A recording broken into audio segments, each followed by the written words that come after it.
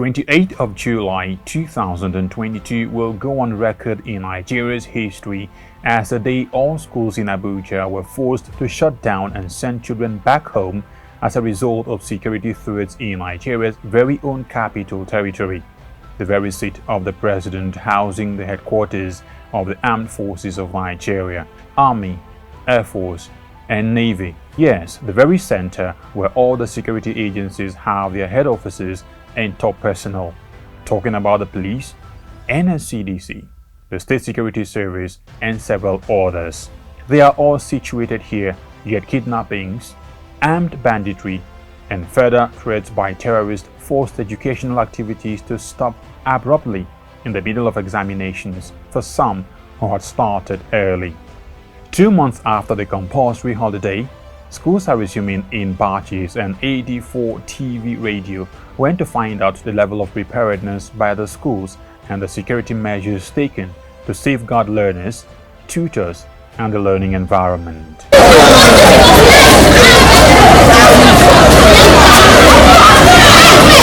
Obviously, many parents are still skeptical about the level of security measures taken.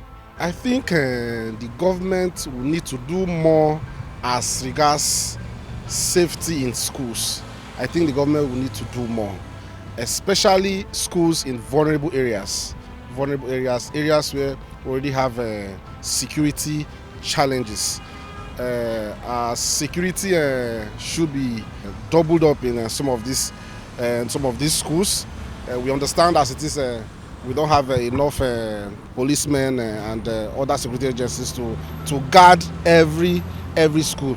This insecurity we are facing in this country, even getting to schools, which business these children have with what is happening in Nigeria? Children that doesn't know anything, you go there, you kidnap them, and nothing is being said about it.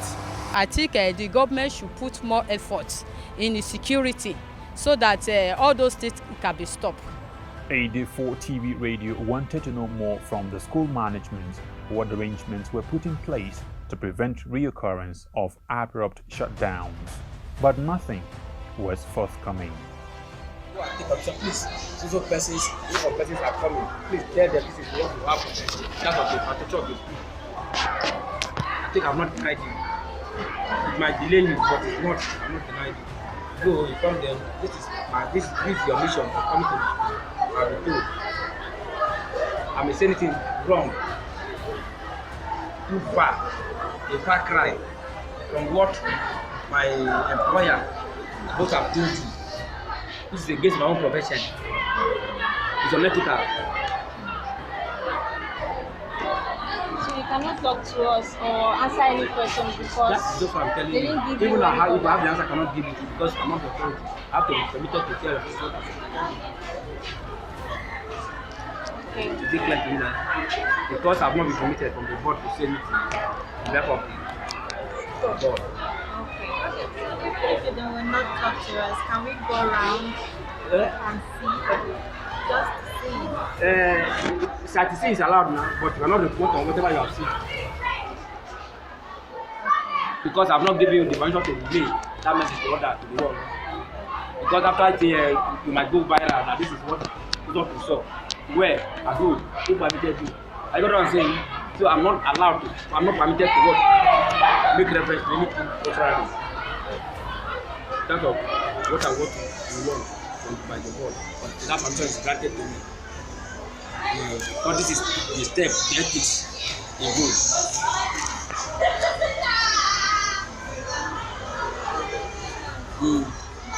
You see, I can see it. I've seen it. What can I say about it? That permission is not granted to me from the board. As they call, please entertain them. Please at least to tell them. No granted. That's been the one we receive. Directly to receive. Why is the one so strict? No, it's not strict. I've told you, the one that this person coming to sell me. They are going to stand and sell. Because if there's any trouble, fight, it's customer now. It's have to buy or retain what we call terms. If there's any fight between them and the teachers now, why? How does it come? Who cannot sue my staff for what I don't know? Are you getting that? So they take permission from the board. We're not denying any person. No. Even in the politics, when you have the opponents, oppositions, no, they are there to correct. So if you are here, you want to see how the other arms of the government can help the institution to grow infrastructurally. That's one of your aims, I'm sure. Yes. Tell it to the whole world, this is what they are delaying, this is what the government is not doing. The more you know, again now, the more you tell the government that this is what they are doing. They are putting them in the right order. Don't know whether I see the way Yes. I'm sure that's part of your mission. Yes. You have no evil intention at So all. I You're just trying see, to. but then we have to protect our own interest. Yes. However, we have a protocol. Present. We are answerable to a board called Secondary Education Board. The office secretariat is Area 3. Then via Secondary Education Board to Education Secretariat. The secretariat of FCD Area 11. So if you don't have a letter from those bodies, they may not grant you. It has been a period of unrest and panic for residents of Abuja, parents, pupils and students alike since armed men broke into the Kuje Maximum Prison few kilometers to the city center and international airport to release hundreds of criminals. Shortly after some members of the Brigade of Guards were attacked and killed, another group of security agents were killed in the Nigerian law school Buhari. But the last straw that broke the camel's back was a threat to attack Federal Government College, Kwali. The closure of school by government is a very good thing. I'm not against it because it is responsibility of government to protect the citizen. And any measure, any system, any process you think you can use to protect, you protect. I'm happy they closed the school, which is not normal in relative time. But for purpose of Nigeria and purpose of our situation now, is the best for me. And how I wish this closure of a school can be just for 1 week, 2 weeks, 3 weeks, 1 month. After 1 month, in the next 20, 50 years, we will not hear anything about that again. Perfect. Where we have problem with government, with the system is, we close school today. Whether by September you said they should go and resume. December again we say we should close school again. No, haba. When one sector of economy, any sector, one sector in a state is having problem, it affects the others. You know, these things started as if people were just playing. That is, before, it's just like this. When they started attacking churches, they say it's only for Christians. When they started attacking mosque again, we said that it's only religious sector. I mean, religious organization alone. So, but somebody who is sensitive, government that is sensitive, we know that it will still leave the religious aspect and come to the school. After this school session, the education attack on the educational system now, or attack on the school system, who knows where it's going to? Thank God, it will be whether the state house again, whether it's government house again. So it is a trend. Insecurity is insecurity. So either it's affecting this one today, tomorrow it will affect another place, and that is just what just happened in the school system. They just felt that, the belief is this: when you kidnap in school, because it's their children, people will be rolling around to pay. Then the thing will create more panic in the system. And I think that is why educational sector is being involved. Over the past 1 or 2 decades, from around 2011 up until now, we have been having an expanding security issues in the country. It came to the fore through the activities of the Boko Haram, and then the current administration came in 2015, and a few years afterwards they told us that the Boko Haram had been technically defeated. which to some extent we could see in the reduction in the activities of bombing in places like Abuja and the North Central. But then another form of insecurity came on board, which was banditry and kidnapping. And of course, since the time of kidnapping of school children by the Boko Haram, we have seen different forms of kidnapping, and these have affected the school. So generally we have a security issue. When you have this form of security issues, you cannot categorically say that this sector is more secure than the other. Because as much as we have school children being kidnapped, obviously because most of these people that are into this kidnapping enterprise know that by kidnapping school children, you can actually make a stronger statement and win international sympathies more than adults in other areas. So they did that to spite the government, and I think that succeeded a lot for some other reasons that we all know.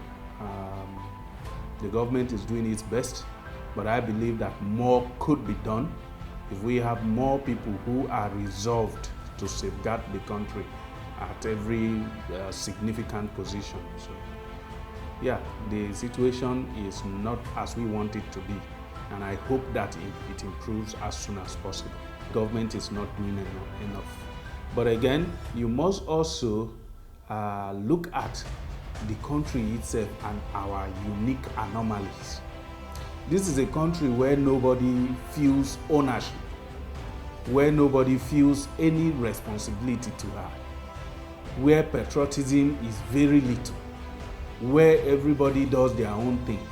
Like if you are not at home now, somebody is trying to burgle your door, your neighbor knows very well that this person has never been seen with you. Your neighbor is not going to do anything. Is most likely not going to say anything. After all, no be my house. Make I no go put mouth for waiting no concern me. Sir, suppose we have about 3 million soldiers in Nigeria, and Chibok girls were kidnapped into Sambisa forest. Sir, if we deploy 500,000 soldiers into Sambisa forest, in a response action that within 2-3 hours, students were kidnapped into Sambisa forest, and within 2-3 hours, 500,000 soldiers are deployed into Sambisa forest. What do you think will happen? But it is in Nigeria that they will kidnap and say, hey, we don't have men that will go there now. They are still in southeast. Corruption has killed us in Nigeria. Corruption.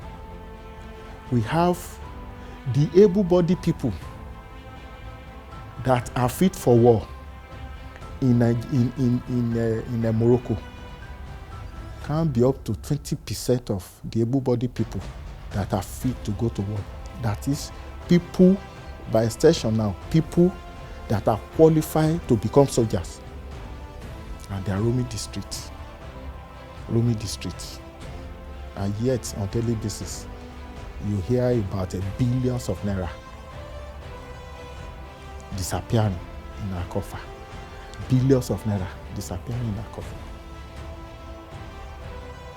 If we have enough military, if we have enough police, if we have enough intelligence officers, that is the only solution. This raises the question, whatever happened to the Safe School Initiative, the project designed with the objective of protecting the right to learn in Nigeria? We need to work together collectively and ensure the future of our children is safe. We should incorporate fences and gates into all schools' perimeters to maximize safety. The Safe Schools Initiative was launched in Nigeria in May 2014 after the abduction of schoolgirls from a boarding school in Chibok, Borno State. The initiative had many aims, which include moving students in the highest risk areas to schools in safer parts of the country. provision and distribution of learning materials, and rebuilding of schools with extra security measures. Parents who have said that they would like their children from JSS 1 and above to SS3 to go to schools, unity schools in other parts of the country, north and elsewhere, have made themselves known. We have identified 800 students per state for a total of 2,400 students. There are about 42 schools or so that will receive them. The principals and everybody, they've been sensitized, and we are going to commence the launch of this immediately. The students will go on full scholarship. It was an initiative set up in response to the growing number of attacks on educational institutions. It was launched at the World Economic Forum on Africa, held in Nigeria, by a coalition of Nigerian business leaders working with the UN Special Envoy for Global Education, Gordon Brown, the Global Business Coalition for Education, and the World at School. The initiative was hinged on the recommendations of a report to achieve best practices and global standards on the understanding that safe schools are critical for education to continue. It highlights school and community-level actions with special provisions for schools in high-risk areas. The federal government's response to the recent issues was captured on the 9th of September 2022 prior to school resumption in the FCT. The Minister of Education, Adamu, in an address presented at the third edition of the International Day to Protect Education from Attack, which held at the Federal Ministry of Education, said, "Since the proclamation of the day in 2020 by the United Nations General Assembly, the focus has been to promote the right to education, to protect education against insecurity, emergency, and humanitarian situations, to strengthen efforts and increase funding, to encourage safe and protective environments in areas of humanitarian emergencies, as well as to take practicable measures to protect learners, teachers, and schools."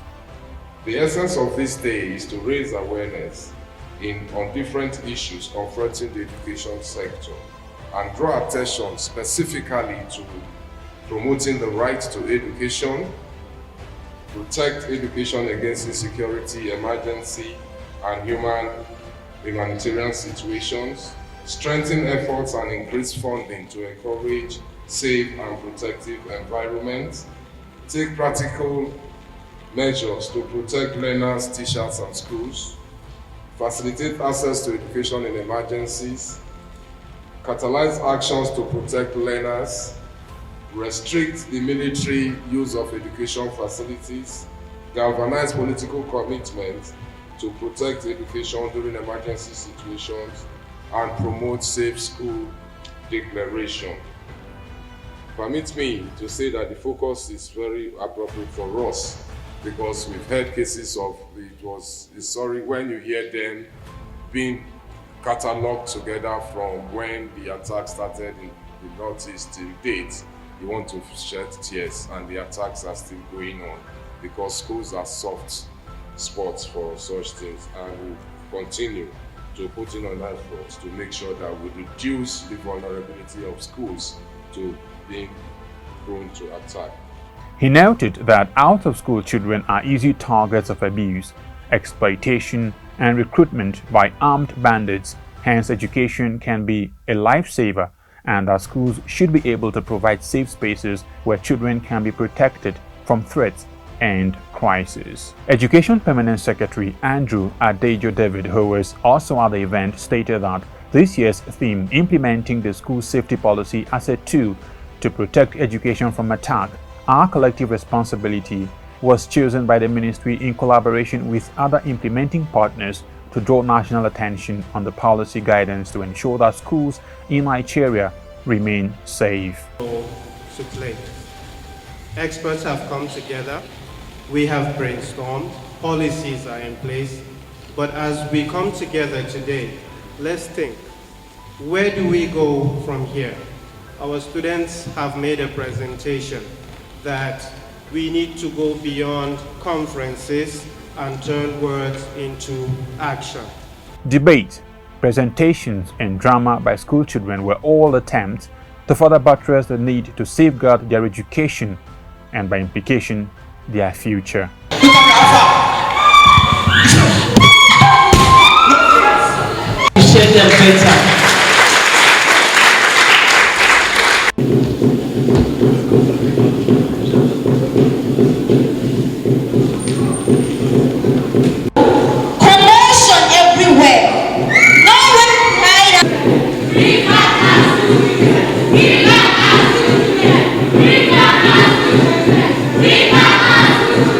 Despite the fact that this happens to be the third edition of the International Day to Protect Education from Attack, no evident effort have been recorded in recent times. Though the Safe Schools project was initiated since 2014, it is already evident that apart from the positive and drastic steps taken to implement it in the first few years of attacks on schools, especially in the Northeast, not much has been seen of the initiative since.